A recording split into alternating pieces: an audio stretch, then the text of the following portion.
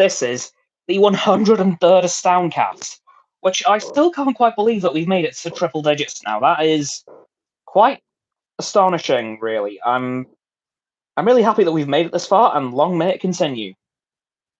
I hope so, at least. Yeah. Anyway, how has your week been? Not too bad. It's been a bit of a weird one, to be fair, productive-wise. Fair enough. How so, for may I ask? So managed to get a meeting organized for next week for my placement. Brilliant. So that'll start in like it's gonna say June. Why was I gonna say June? No, it's gonna start in around February Okay.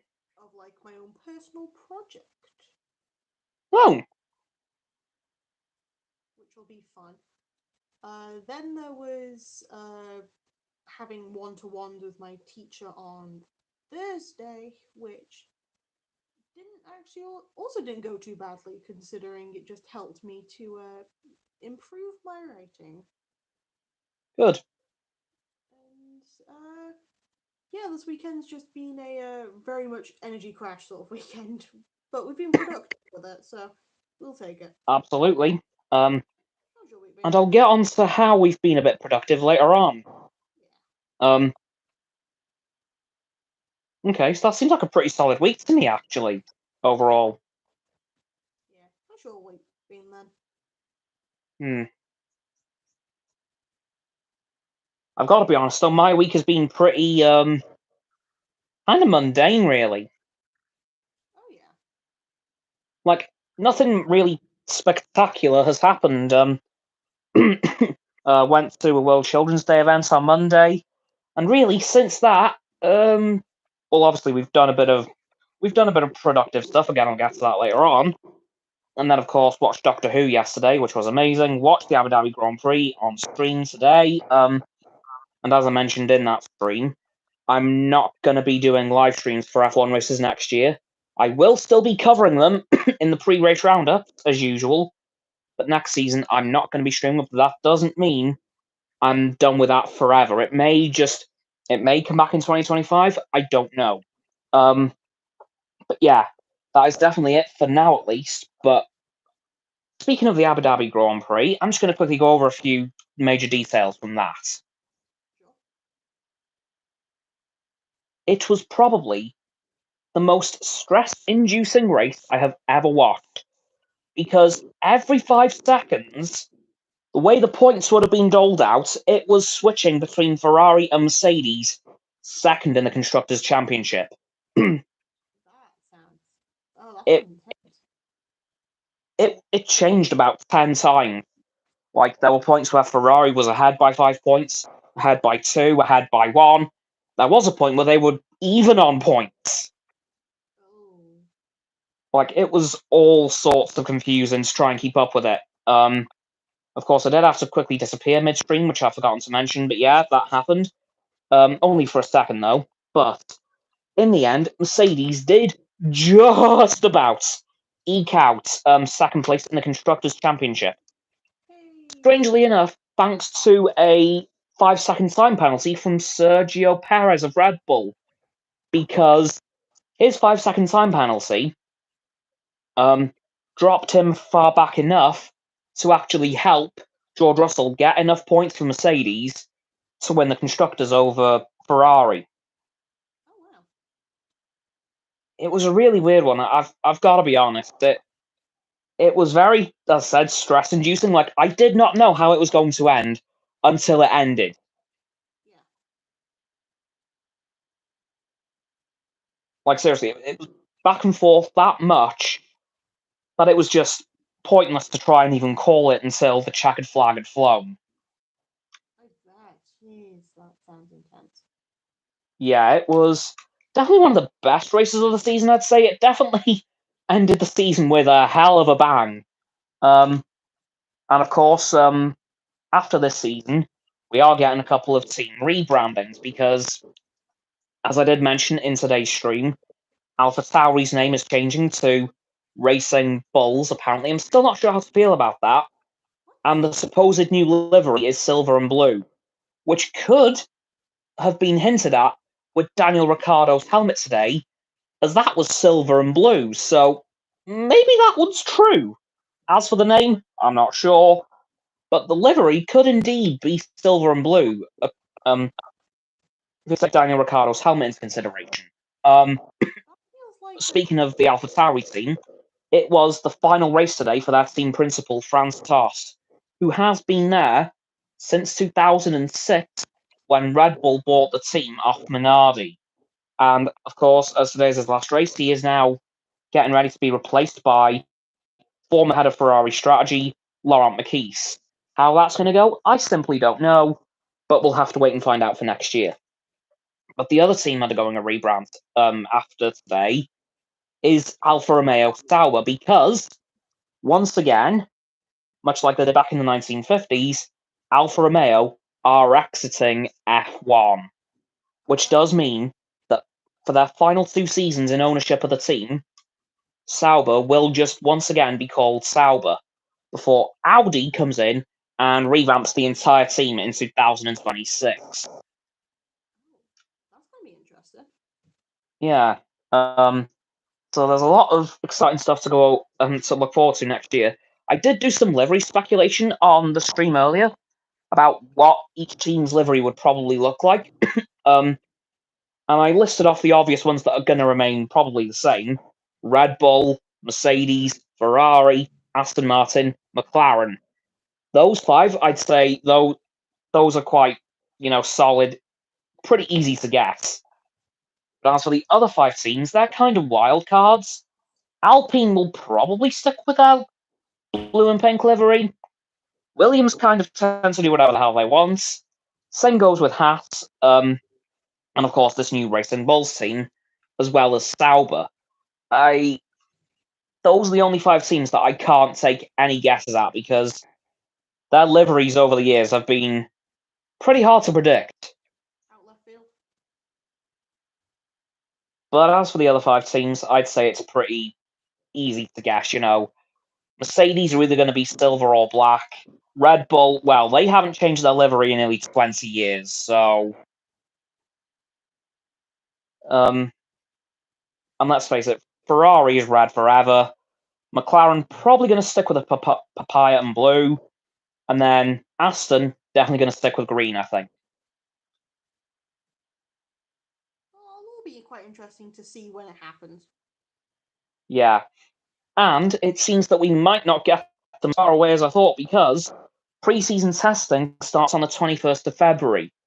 So I'm expecting that the livery reveals may happen mid-January. Ooh. Or at least they'll start mid-January. I know this year a couple of teams left it very, very last minute. Well, let's see how they do with that, because otherwise it's going to be a letdown if they all suck. Yeah. Yeah. But yeah, I think we're going to start getting some livery reveals probably, I guess, middle of January, maybe end of January.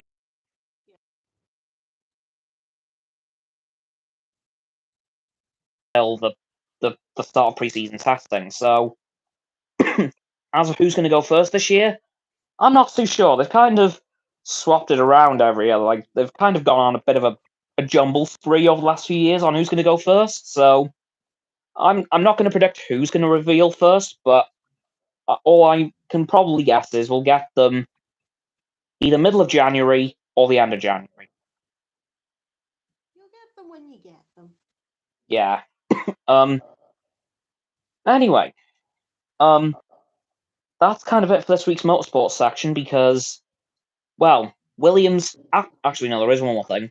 Williams, I think, did manage to retain P7 in the constructors. I'm just going to quickly fact check that, but I'm pretty sure they did. Um.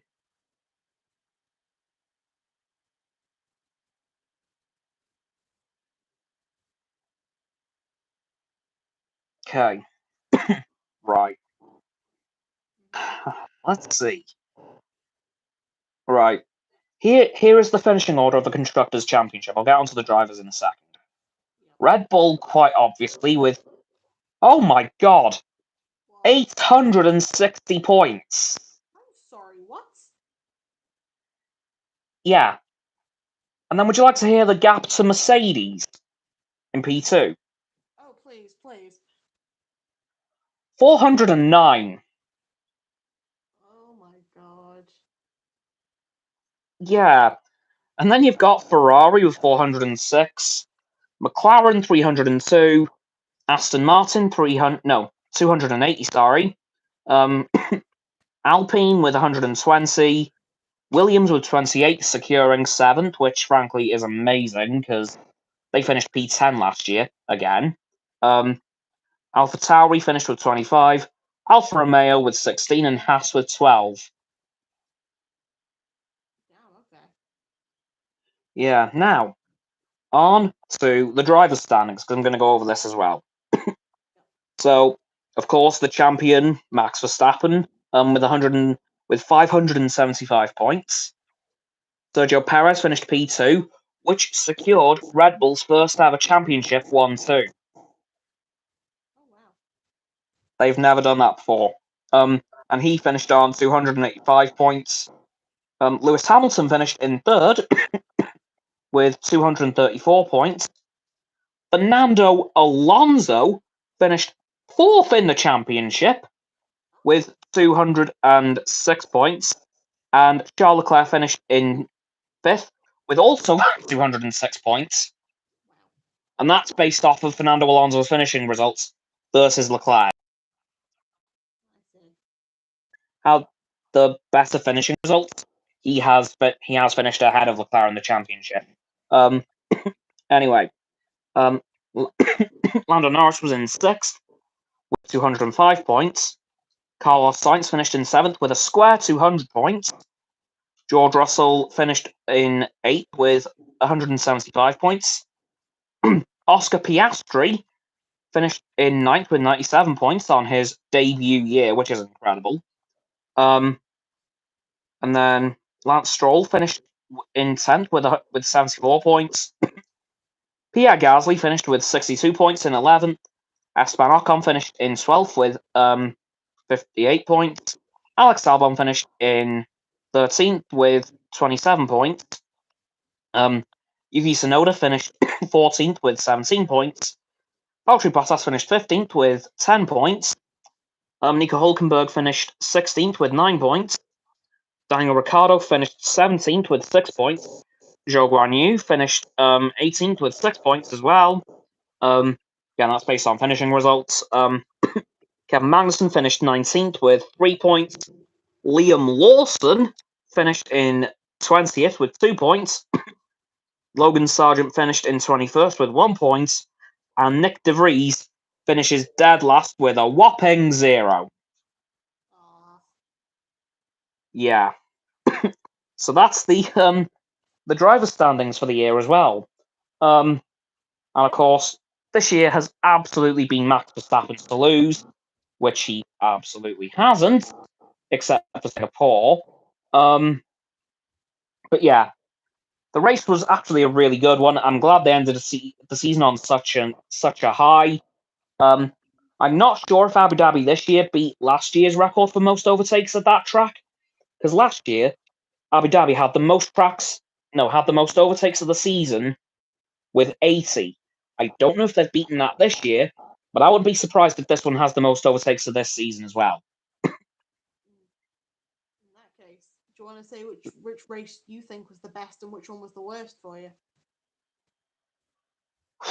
Right. Okay. Best one. I'm gonna have to give it to Abu Dhabi. Oh. It was a banger. I've got to be honest. It was a really good race. Oh my. Yeah, I really enjoyed it. It was again quite the nail biter, which we've kind of not had throughout this season, really, because Max Verstappen has been so blinking dominant that Hasn't really been it's just much been to kind of a formality that he wins. yeah. As for the worst race, this is a tie, okay? Yep. It's between Las Vegas, because we all know how I feel about that mess, Oh, I remember that. and Australia. Australia? Oh my. How come? It was a disaster. That's so much went wrong.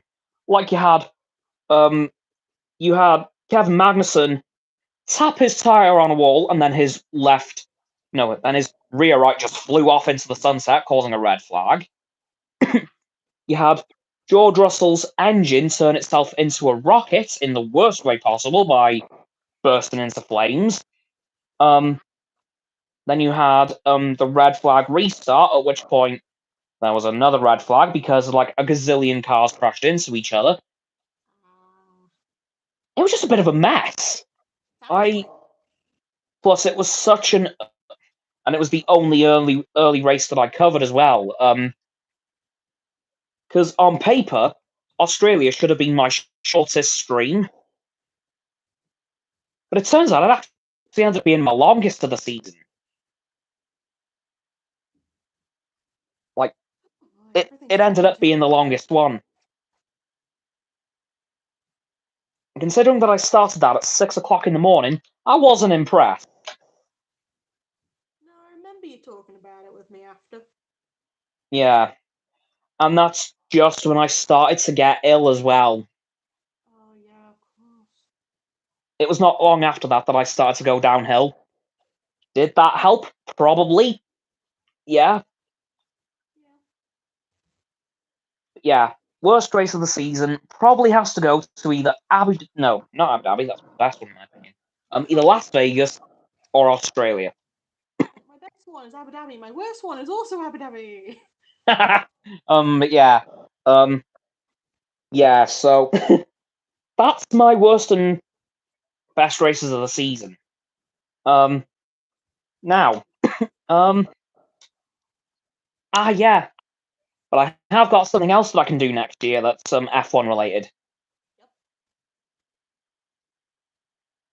And it actually relies on social media a fair bit because recently I have discovered the FIA rulebook online. Ooh. So basically, if the FIA makes a call that isn't right, I can just call them out. Well, I guess this is now the segment of fun FIA facts with Cameron. Yeah, like I have the entire F1 rulebook, all 107 pages on my phone. Just light reading. Yeah. Yeah, because I know the FIA is prone to making the odd incorrect call, shall we say. So basically, next year, the FIA is going to hate me, the teams are going to love me. Oh my god. Like, that's basically the situation, because I've literally got like I said, the entire rulebook on the internet. Yeah. Well, that's gonna be quite. Because I was actually because I was talking about the NFL rulebook during the Black Friday game the other day. Got a video coming out on that tomorrow, by the way. But then something else crossed my head. Wait a second. Is the F1 rulebook available? The answer was very quickly proven to be yes. Wow. So I'm probably going to be doing that next year. That'll be interesting. Yeah. But yeah, I'm looking forward to next season, seeing if anyone can catch up to Red Bull. It's going to take an absolute miracle to do so, but I think there are a couple teams that could do it, maybe. Such as, I think, Ferrari, Mercedes, and Aston Martin. Again, those three are definitely going to be the biggest threats to Red Bull. Yeah. And I think they'll be more of a threat next year than they were this year. You think? Because while Aston Martin started strong, they fell off pretty quick. Same goes for Mercedes. They did pretty well for a while, but then they fell off. And then Ferrari did well, and then they fell off. And then McLaren did well, but didn't really get good quick. They didn't really get good enough in time the point is, this season, there have been teams to challenge Red Bull, but they have been able to challenge them for long enough to make an impact. Yeah, that makes sense. Like, it's been.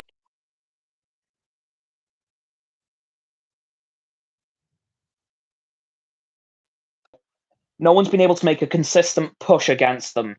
But next year, I do think the aim for a lot of teams is to make that very consistent push. Let's see if they can commit. Yeah, because like I said, people have been able to push, they've just not been able to push for long. Like, that's been the only issue, really, this year. Anyway, that's going to do it for this week's motorsport section. Because that is all there is. Just a quick check. But now, I'm going to move on to something that I'm very excited about because, as we all know, last night, the first of the 3 60th anniversary specials of Doctor Who aired with the Starbeast.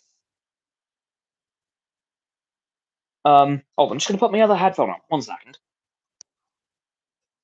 Hold on, please, guys. Okay. Well, there's technical difficulties, so hello. I'll be 1 second. You said that like 10 seconds ago. There we are. Okay. Right. Now, the Starbeast. As I very briefly mentioned in the F1 stream, because I did talk about the intro to the episode. Oh my god. The Disney budget is definitely showing. How good was it? Incredible. I will send you it later on. You've watched Doctor Who before, right? Of course I've watched Doctor Who before. Good. Do you know the benchmark of what Doctor Who intros have been like in the past? Yes, I've seen them. I've got like the majority of them on DVD. But prepare to be completely blown away. Like, this new intro is insane. I loved it. And they did have a little bit of a cold open before it of the Doctor and Donna talking about the series 4 arc with the two of them. Of course, the Doctor being all knowledgeable about what happened, and Donna basically saying, "I know there's something missing from my memory. I know I'm missing something, but I don't know what." And then, of course, it then cut away to the new intro, and then the episode itself started. And well, it was amazing. Yeah. I loved it. Sounds good. It was just such a good episode.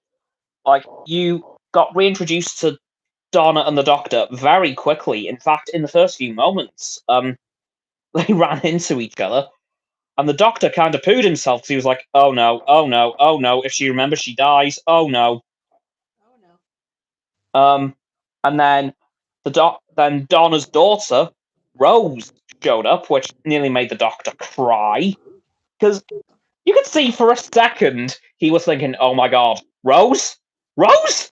Oh my god. And then no, it turned out to be Donna's daughter, which he was still kind of happy about because he thought, okay, there's something in there at least. She's got a little bit of memory. And then also, do you remember in the last episode of David Tennant's era that Donna got that lottery ticket? Oh yeah. She gave it all to charity. Oh. Yeah.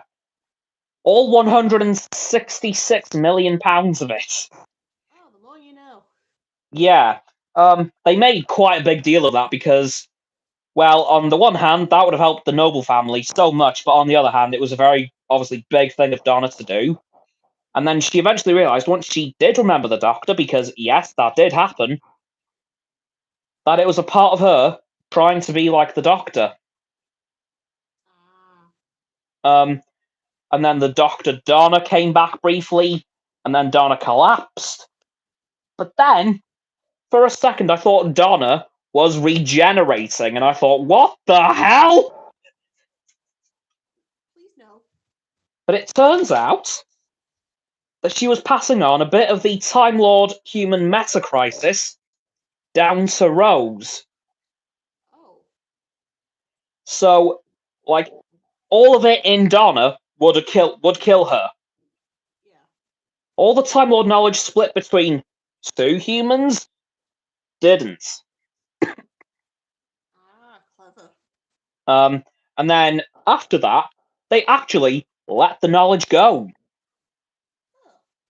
Yeah, they just let it go, and that was it, really. I don't know if it went back to the Doctor. I'm assuming it did, but yeah, they just let go of all the knowledge. Huh.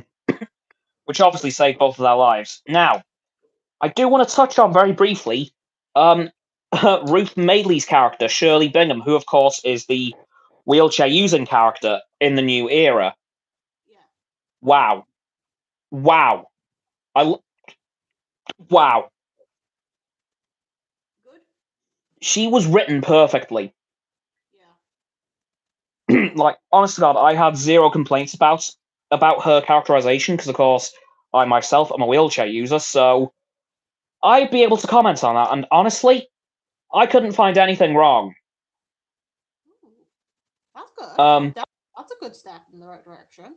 yeah, because there was a point where Beep the Meep's ship crashed into London, um, and unfortunately, to get up to the cockpit, there were a load of stairs, Yeah.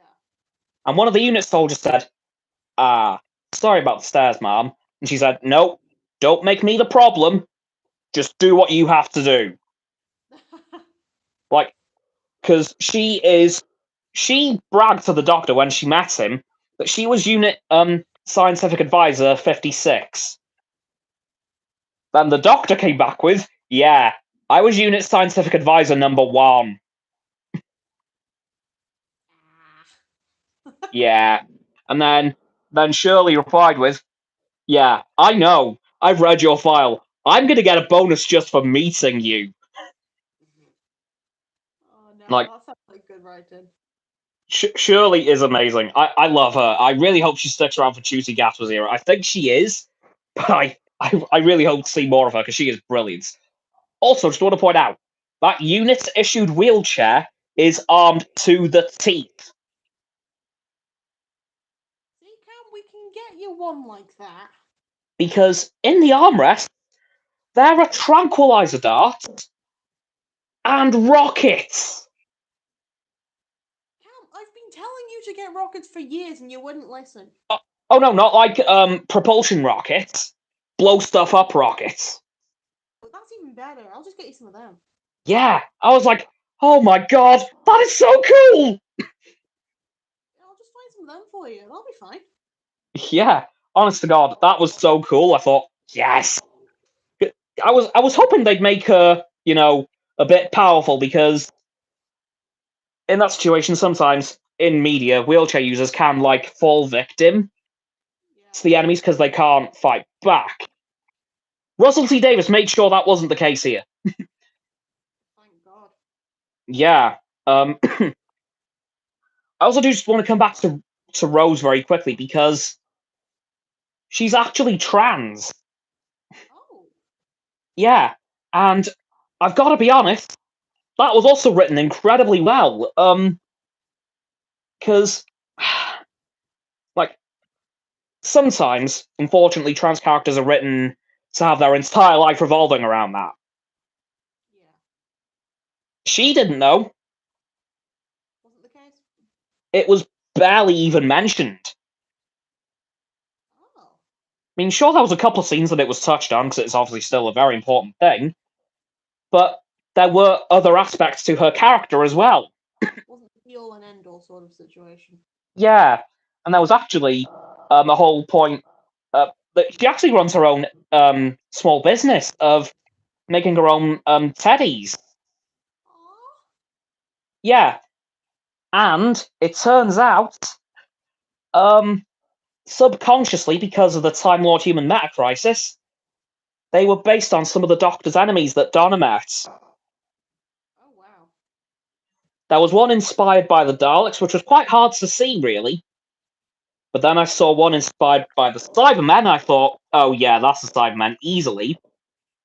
And then there was one based off of the Ood. Of all the things, the Ood. Yeah, well, let's face it. In the fourth season, when Donna was around, the Ood were a very big part of the Doctor's story, especially at the end. Yeah, fair point. So I'm very glad to see that the Ood got mentioned again. But speaking of callbacks, something made me scream because it turns out that Beep the Meep was actually the villain of the episode, which we kind of knew from the comic, and the Wrath Warriors were the ones trying to arrest the Meep. Ah. And then the Doctor becomes a judge and Uh, literally pulls out a judge's wig, which was used by the fourth Doctor at some point. I don't remember when. And of course, as I mentioned the other day, the Beat the Meat story arc was actually a comic book from the fourth Doctor era. wow. Yeah, and the callback specifically was to that of the Shadow Proclamation, which was obviously a very big international galactic law system in the Russell T Davies era. So, like, Christopher Eccleston mentioned it, David Tennant mentioned it, and then eventually visited the HQ of the Shadow Proclamation, which, of course, were policed by the Jadoon. Um, and he did use the Shadow Proclamation as the basis of his trial. Oh. And the Shadow Proclamation hasn't really been mentioned for a while. It was briefly mentioned in Jodie Whittaker's era, when the Jadoon did show up, Yeah. but since Russell T Davies, it's not been touched, really. Hmm. So I was very glad to see Russell bring that back, because that was obviously a very big deal throughout several episodes of his run on Doctor Who back in the day. Yeah. Now, what point was I going to make next? You have plenty of points Oh to make. yeah, the new TARDIS. How's it looking? Shiny? It's gorgeous. Ooh. I genuinely adore it. Alright, give me a it lowdown. it's very much classic. It's got the classic Doctor Who aesthetic, so all white. Like it is the. It's probably the whitest TARDIS we've seen since the classic era. Yeah, I was thinking it's definitely inspired by more of the classic stuff. Yeah, definitely. And it is way bigger than any TARDIS we've ever seen. Now, of course, the whole shtick with the TARDIS is it's bigger on the inside, but good God, Russell T Davies took that to a whole new level this time. Woohoo! Like there's big and then there's big. Yeah, and something that I really liked, and that proves that Shirley Ann Bingham will be sticking around for a while, is that there isn't a single set of stairs on the entire TARDIS. Ooh, only ramps. It is ramps only. And I thought Shirley's going to be a part of the TARDIS team. And if that is the case, I'm going to be so unbelievably happy. Although, if they happened to make it so that there was still stairs and she was part of the team, it would be the ongoing thing of trying to find a way of flattening it until we found like a solution to it. Yeah, Which would also but be what? yeah, but it is just all ramps, and I love it. Again, as a wheelchair user, something like that is very important to me. So to see that was just amazing. Of course, this had been rumored for months. Yeah. And actually, the initial rumor was that there'd be a ramp into the TARDIS, Ah. which I'm assuming is going to be the case. But then it wasn't mentioned that there'd be ramps all around the TARDIS. Just But ramp and TARDIS. That's all they said. yeah, and then in the last few minutes, Donna being Donna, she spilt coffee on the TARDIS central console. Hey, you gotta stain the white somehow. It's too bright in there. Unfortunately, she sent the TARDIS into a malfunction. Usual. Yeah, so now they've ended up God knows where. And when? To be fair, that machine is supposed to be ran by multiple people, and yet it's only True. run by this one-time guy. True. Maybe at most. That is something that was mentioned in the end. No, not in the End of Time. The Stolen Earth. The TARDIS, well, any TARDIS is actually meant to be piloted by 6 Time Lords. Yeah, there's just one man on a timey-wimey box. Yeah, and then you've got the Doctor doing it all single-handedly, to varying levels of success. But yeah, the TARDIS absolutely adored it. You know, I can't wait to see more of it. What's next? That's something else I need to bring up. Oh, they made my heart sink. Oh no, what did they do? Who do I have to murder? Right, well, you know how, unfortunately, a few months ago, Bernard Cribbins passed away? Yeah. Well, before he passed away, he did manage to film some scenes for the 60th. Uh-huh. And then the Doctor at one point asked, where is Wilf? And then they said the words, he's no longer with us. My heart sank. So I thought, they've cut his scenes. He's not going to be in it. And then they pulled out the whole, no, he's in care. He's in a care home. At which point I was ready to strangle somebody. I was like, oh my god, you did not just do that. Although I've got to admit, that line would definitely have been written before Bernard Cribbins passed. Yeah. There is no way they'd actually do that. I mean... But, like, I was just thinking, oh no, they've cut his scenes. No! But then they said, no, he's in assisted living. And then my heart just... Ah! All the stages of grief all at once. Yeah, literally! I was like, no! Wait, what? Ugh. It was insane. Although, it was just a really good episode. I can't really think of anything else to say about it. It was just absolutely incredible. I loved it. Well, Like, at least we know they can still produce good quality. yeah.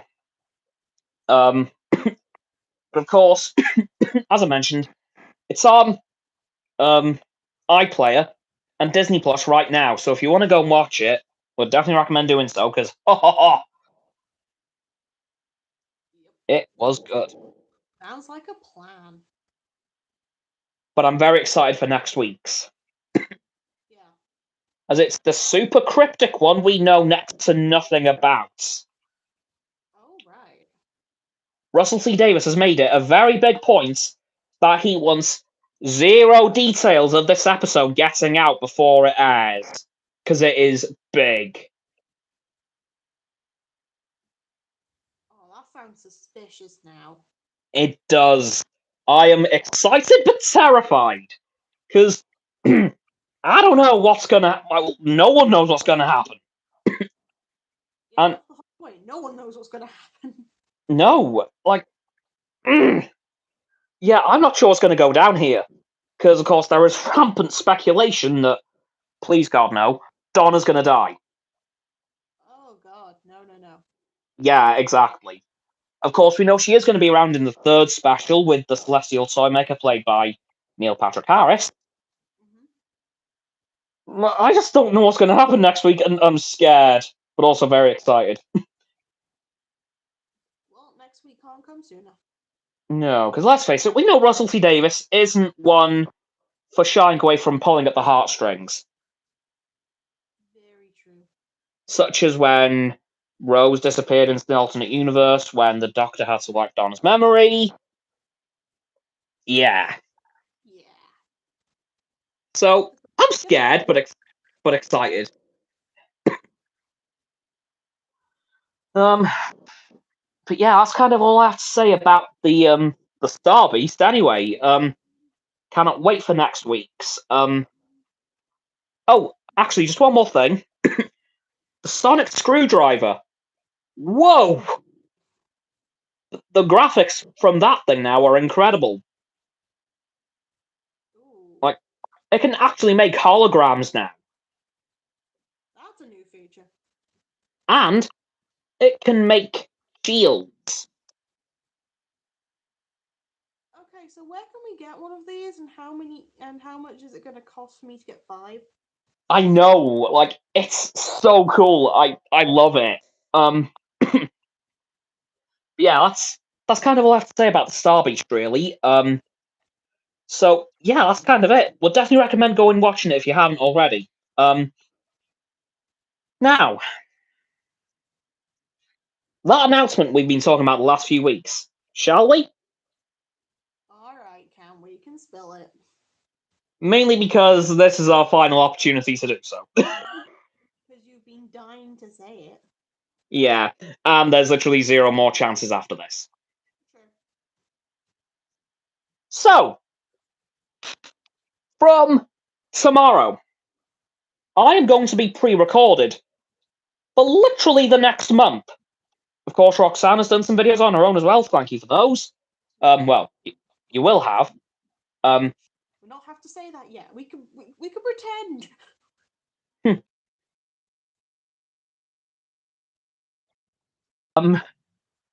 This channel. Well, no, I'm going on a break for a month, but the channel will still be going. Because Roxanne and I, back in September, came up with the brilliant idea of doing what we're going to call the Astoundmas. Da, da, da, da. Now, this isn't starting tomorrow because it's still not December, but I've got a few videos lined up until December comes. So those will be released, day by day until the 1st of December, at which point the Astoundmas will kick in and run until Christmas Eve, at which point you'll have my birthday video, and then the Christmas Day video, and the Boxing Day, and then the day the day for after. No, let me get my words right. The video for the day after Boxing Day, at which point I will be back to recording for the 28th of December. Yeah, you got that. Yeah. So from tomorrow, well, I'll still be around. I'll still be checking comments, sharing the videos around, but I'm not going to be recording until the 28th of December. However, no, 27th, sorry. However, the AstoundCasts will still be going ahead. Can't really cancel this downcast, so we made a compromise. Yeah. So the only content I will be doing as it's coming out this month is the AstoundCast, which will be the 3rd of December, next Sunday, the 10th, the Sunday after, the 17th, the Sunday after that. However, I'm not doing the Sunday after that, as that is my birthday. Yeah, we have some form of standards. Yeah. And we may have to skip the one after that, as that's New Year's Eve. I mean, we'll never know. True, but yeah, as Roxanne said, I've been dying to make this announcement for weeks. Of course, we've got a few of the videos done already, haven't we? We've got quite a lot of them done. You're going to have a variety of content from us. Yeah. Cam doing some videos, to me trying to be more interactive, to both of us having a little bit of fun. Yeah. So it's a case of, hey, it might not be as polished, but we have a lot of fun in store for you. Oh, yeah. It's going to be a very good month, I've got to be honest. I'm really looking forward to seeing them come out. But yeah, I just wanted to let you all know, because I'm feeling a little bit of burnout. Because, as you guys know, I've done this for almost, over 3 years, basically non-stop. Only not recording when I've been too ill to do so. Which lately has been quite a lot. But I kind of decided about August, I'd say, that I need a bit of. So I've been trying to concoct an idea ever since August to try and make sure Cam can have a reasonable break. and then I can just have a bulk of stuff to do for December. So then we've at least able to get some stuff out. Yeah, and that's exactly what we've done. So hopefully by the time I return at the end of December, my health will be in hopefully a hell of a lot of a better condition. Or at least more functional. Either or. Like, I'm hoping to be at least getting close to fighting fit by the end of December. So I'm hoping by the time I come back to be a lot more rejuvenated, a lot healthier as well, and all around just a lot less burnt out. I'm